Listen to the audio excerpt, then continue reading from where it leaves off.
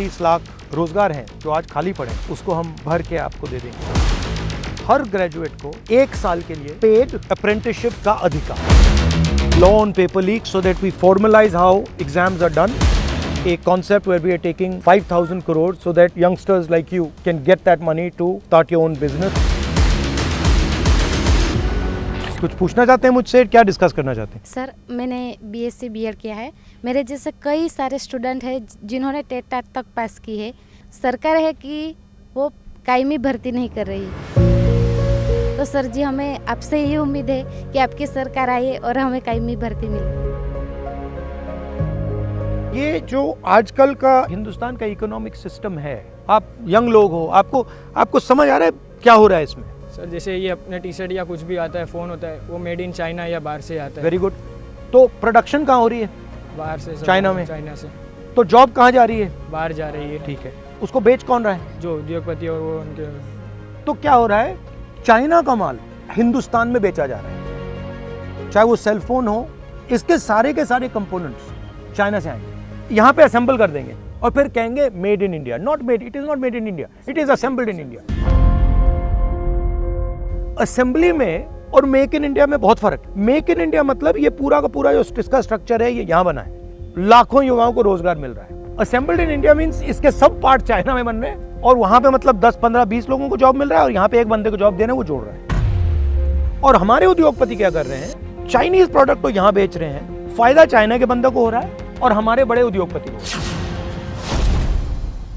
30 लाख रोजगार हैं जो आज खाली पड़े हैं, उसको हम भर के आपको दे देंगे। बिना प्रोडक्शन के सिस्टम को शुरू करना हिंदुस्तान के सामने कोई चारा नहीं। हमें सिंगल माइंडेड यही कहना चाहिए, भैया मेड इन इंडिया, चाइना में माल बिकेगा और हमारे युवा ये करके दिखाएंगे। ये माइंडसेट ये होना चाहिए। जो भी जितने भी स्टूडेंट्स ग्रेजुएट या पोस्ट ग्रेजुएट होके निकलते और कहीं जगह बाई चांस अगर वो जॉब प्लेसमेंट आ गया तो उसमें जॉब सिर्फ कॉल सेंटर। यही जो प्रॉब्लम है, इसको सॉल्व करने के लिए हमने अपने मैनिफेस्टो में एक चीज़ प्रपोज की है।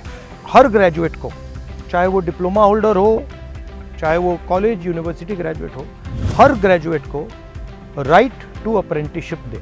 हर एक ग्रेजुएट आपसे कहेगा कि भैया मैं अप्रेंटिसशिप कर रहा हूँ, 1 साल की है, उसमें मुझे मेरी बेसिक ट्रेनिंग हो जाएगी और 1 लाख रुपए मेरे पॉकेट में 1 साल का मिलेगा। तो ये हम करने जा रहे हैं। We are thinking of a concept where we are taking 5,000 crores right now and sending it to the districts so that youngsters like you can get that money to start your own business. We are going to make a law on paper leak so that we formalize how exams are done. We don't allow this business of outsourcing exams and then we punish people who leak papers or try to take advantage of the system. University degree का मतलब ही यही है ना कि आपको रोजगार मिलेगा और सैलरी मिलेगी।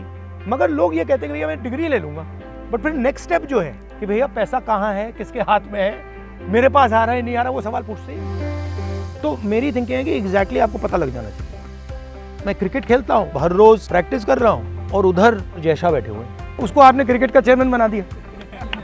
अब अगर आप रियलिस्टिकली देखोगे तो हो क्या रहा है, जो पैसा क्रिकेट वालों को जाना चाहिए वो पैसा जैशा को जा रहा है और हर फील्ड में हो रहा है। If you want to understand the crux of how I think about it, I think India and its government should support the people who have skill and that skill should be respected.